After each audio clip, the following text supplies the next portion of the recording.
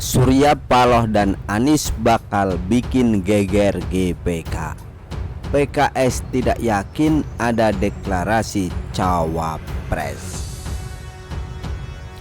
Kemungkinan besar Ketua Umum Nasdem Surya Paloh marah dan gusar. Elektabilitas Nasdem terus merosot. Publik menduga jika langkah politik mencapreskan Anies Baswedan menjadi sumber malapetaka kemerosotan partai, dan bahkan banyak yang memprediksikan Nasdem akan menjadi partai gurem di pemilu 2024. Kerugian Nasdem dengan menunjuk Anies Baswedan sebagai cawapres adalah Nasdem diasosiasikan partai pro pemerintah yang membangkang. Akibatnya Nasdem menjadi bagian partai yang sudah tidak sejalan dengan pemerintah. Lebih mengerikan lagi, jika Anies Baswedan disebutkan sebagai antitesanya Presiden Jokowi, pada akhirnya Nasdem harus menerima hukuman langsung maupun tidak langsung dari Presiden Jokowi dan gerbongnya. Ditangkapnya Kemeninfo Johnny G. Plate dari Nasdem menjadi bagian prahara dan skenario politik yang sangat mematikan dan membuat shock terapi bagi Nasdem. Nasdem memilih Anies Baswedan menjadi buah si malakama buat partai dan Surya Paloh. Dalam setiap pertemuan partai pro pemerintah, Ketua Umum Nasdem sudah dibuang dari daftar undangan setiap acara kumpul bareng koalisi pendukung pemerintah. Konon Surya Paloh menjadi ketua partai paling keras kepala dan rupanya mempunyai kebiasaan komitmen terhadap tindakan dan ucapan yang sudah dibuat. Itu sebabnya Surya Paloh tidak gentar untuk mengusung Anies Baswedan, kendati sudah tahu resiko politik sangat besar harus ditanggungnya. Nasdem terus maju dan mengibarkan Anies Baswedan sebagai calon presiden 2024. Wilayah tanah air, berbagai persiapan menghadapi pemilu 2024 terus digeber. Sesuai rencana, Partai Nasdem bakal mengumpulkan 200-an ribu kadernya dari seluruh wilayah tanah air pada apel siaga perubahan yang bakal digelar di Stadion Gelora Bung Karno GBK Jakarta. Apel kabar ini disinyalir untuk menandingi kegiatan konsolidasi akbar PDIP yang sudah dilakukan pada tanggal 24 Juni 2023. Nasdem memakai GBK sebagai unjuk kekuatan politik terbesar dan sebagai bagian propaganda eksistensi Nasdem dan juga Anies Baswedan. Mereka menginginkan sebuah pengakuan bahwa Surya Paloh, Nasdem, dan juga Anies Baswedan masih ada dan tidak tenggelam seperti yang diprediksi publik.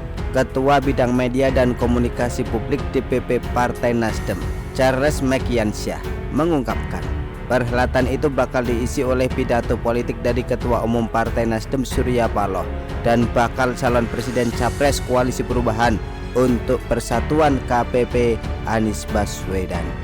Pidato kebangsaan yang disampaikan terkait dengan kondisi kebangsaan sampai saat ini dan apa yang akan dilakukan Pak Anies ke depan sampai 2024, ujar Charles di Kompleks Parlemen Senayan Jakarta pada Senin 3 Juli 2023.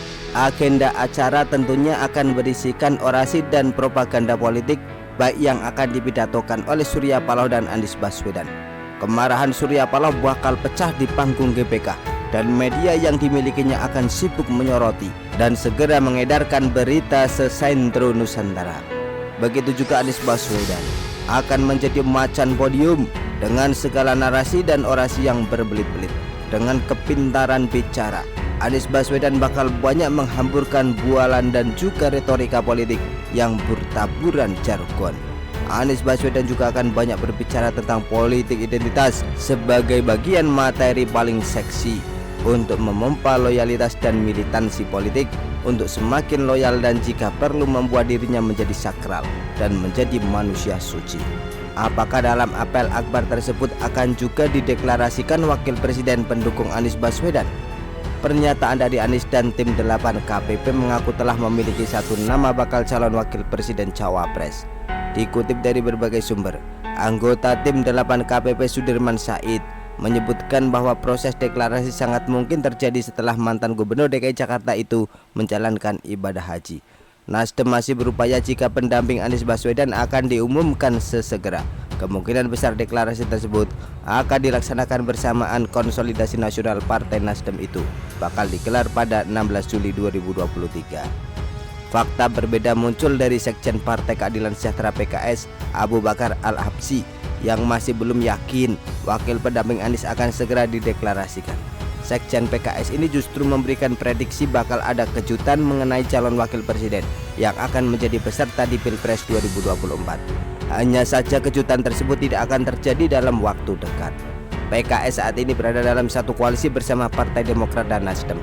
Ketiganya sudah mendeklarasikan dukungan kepada Anies Baswedan sebagai bakal calon presiden.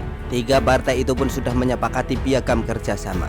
Salah satu poinnya memberi kewenangan kepada Anies untuk menentukan cawapres.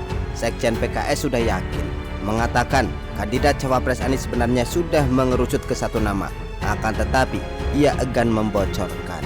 Jadi kami tidak akan mendahului presiden yang saat ini terpilih oleh kita. Kita tidak mau, karena kita tidak mau mengganggu independensi presiden dalam mencari chemistry wakil presiden, ujarnya. Diprediksi jika koalisi partai akan ramai-ramai mengumumkan cawapres di akhir batas pendaftaran pasangan presiden dan wakilnya, baik itu cawapres yang mendampingi Ganjar Pranowo, Prabowo Subianto maupun Anies Baswedan. Begitulah kura-kura. Artikel diambil dari siwo.com, ditulis oleh Heru Subagya. Bagaimana menurut Anda?